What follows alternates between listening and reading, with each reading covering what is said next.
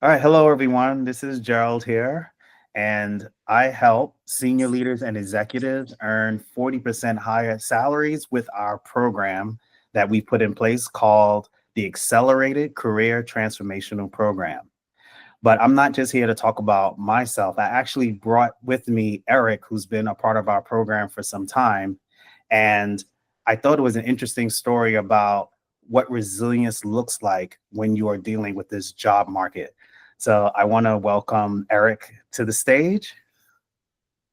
And my first question to you, Eric, is what do you see as the most difficult problem in actually getting hired in today's job market?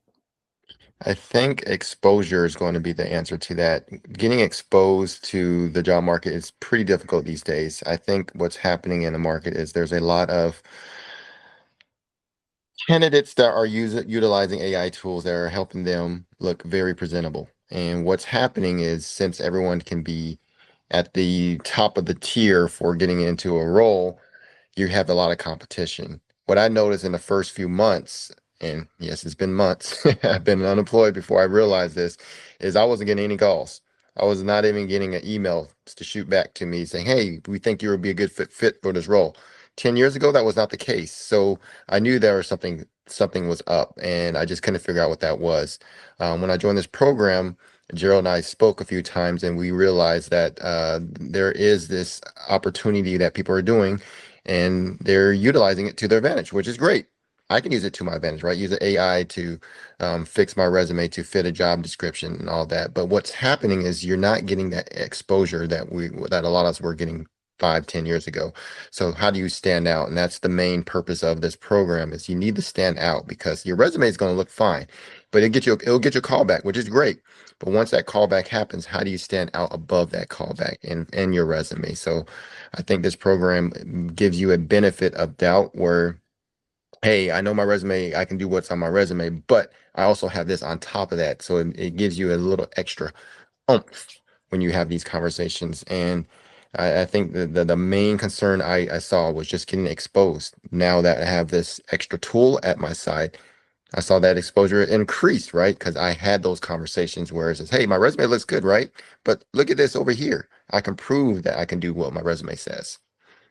All right. So Eric shared a lot of information, but I do want to break down one thing that he mentioned at the end. When he says, look at here, he's actually talking about the program that we have in place that's unique to our program, and it's called the ReME platform. And what we do with the ReME platform is we don't only rely on your resume to show future hiring managers that you can actually do the job.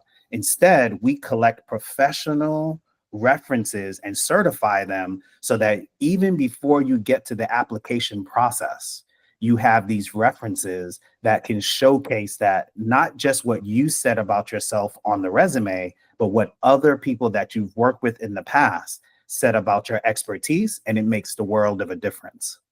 Now, Eric, one of the other things that we always talked about was a lot of people are going through this process alone.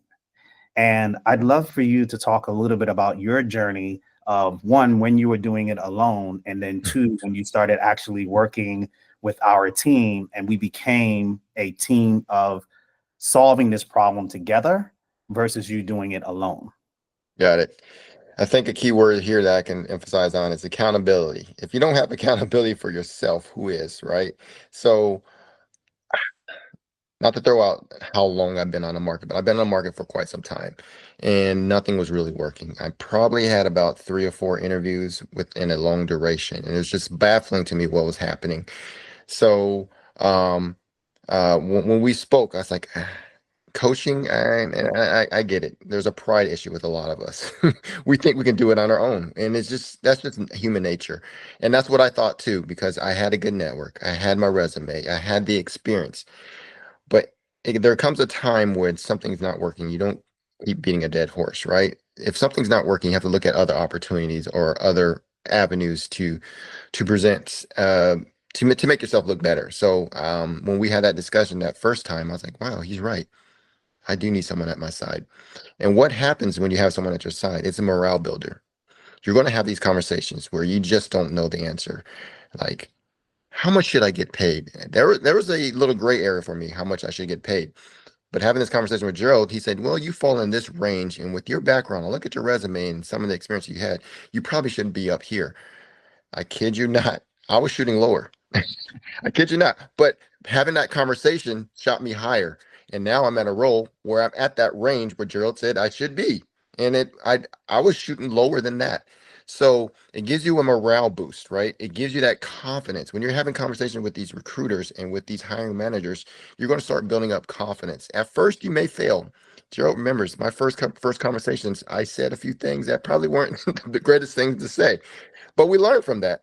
I'm not going to say it again, right? But I would never know that unless I had someone on my side. So going through this on a daily basis on your own, and we know it's a morale dropper. What happens is we're submitting to these roles. You get a rejection almost immediately for some of them. I got a rejection as soon as 2 hours after I applied to a role, and then your morale just drops because you thought you fit the profile perfectly, you adjusted your resume, you created a cover letter, you did all of these things, and then you get rejected in 2 hours. Mm, So when you have someone at their side and it's guiding you through that, it's okay, shrug that off. Let's do another one. Let's go with this organization. Let's do this. And you have someone to help you through that journey.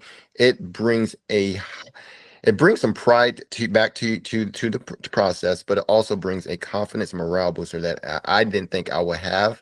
But I'm greatly appreciative of what I've done because it does give you that assistance. It gives you that accountability, going back to that word of doing these steps to make sure that you are standing out in this process. man, that was I couldn't say that better myself. I really thank you so much, Eric, for just being open and sharing with us some of these challenges. I guess the only last question I have is, do you want to share with them what your results were? And when I talk about results, it's not just about getting the job, but there was a transformation that happened from the time when we first started to how you feel about your skills showing up. And I love what you said earlier is, when you get hit with these rejections over and over and over again, you may think that there's something wrong with you. But in reality, it's just positioning. You still have those skills that you've always had, but are they being positioned correctly? And what I love to see is when people are starting out and we're able to show them that no, you're worth way more than what you think you are. And here is the way that we can present you. It makes the world of a difference. So let's just talk about the results. What was the result for you? All right. So I had a conversation with a recruiter that enjoyed my resume, and that's the first part of this whole process. They enjoyed your resume. So now you're in front of them. So what do you do now? So as we're having this conversation, I said, hey, by the way, I know that there is opportunity where I can introduce you to this tool that I'm using. So I would like to introduce you to this references on my resume. And all you have to do is click that link. It gives you details of my past experiences. It gives you details of, or I should say evidence that I can actually do this role that you're submitting me to. Um, that recruiter sent that over to her manager, and her manager actually called me the next day. Said, Eric, out of 22 years that I've been doing this, I have yet to have anyone have their references in place. So they were actually going to ask me for references, but I already had it in place. They didn't ask me. I had that already ready. So I was already at another tier above everyone else because it's something that they were already addressing, but it was already addressed without me even knowing, right? Unwillingly, I just gave it to them and they were impressed from that. They sent that over to the hiring manager. The hiring manager was also impressed. I had the interview. And there was actually two interviews scheduled for that day, and this is true story. They canceled the other interview after my interview. I guess from the experience of having the references already in place and having a great interview. You got to have a great interview, everyone, and Joe can help you on that. But they canceled the other interview because they knew that they wanted to move forward with me, and they made an offer within the next few hours. And doing this program gave me the confidence. I even countered. I said, that's okay. But because I knew what I was worth, right? Gerald gave me the insight. Hey, I've been doing this for a long time. You should be probably around this area. And guess what? Within 20 minutes, they gave me that offer. It wasn't like that we met in the middle. It was okay, we'll do it. So that gave me the confidence that yes, it wasn't just me out there. And my resume wasn't as bad as I thought, and I wasn't getting in front of people. It was just the timing, right? So when the timing comes, and this was just first opportunity, there's other opportunities I had on the side, and I use that as leverage with these conversations. But all of this to say, great results happen, put a smile on my face. I got a compensation that I think that I'm worth, right? Now I can have this confidence going to this role. If anything ever happens, I have this confidence to move forward in the future. All of this is all something that you just don't think of that you're going to have in signing up with a program like this. And I do highly suggest that you do, because you're going to have all this knowledge to use for the future. It's absolutely amazing. Now, you notice that both of us are wearing the same shirt from a company that we both admire. That wasn't by chance. It was just Eric saw that I was wearing the shirt, and then he decided to wear the shirt. No, I'm just kidding. I really appreciate you giving me this information and taking the time out just to let everybody else know that investing in yourself is probably the most important thing that you can do in order to further your career. I spent thousands and thousands of dollars in coaching in my own life, and I've seen how it's been able to improve my life. But what I like about our system is that we're hands-on. We go along with you. We are part of those conversations that you're having. We are recognizing when things may be going left or going right, and be able to at least provide some guidance. It's still up to you to do the work. But having this co-pilot, I'll use that as a co-pilot, supporting you along the way makes all the difference. And I just can't tell you how excited I am to see the next set of people who will be joining our program, and they will also get benefits as well. So Eric, salute to you and your family and the hard work that you've put in.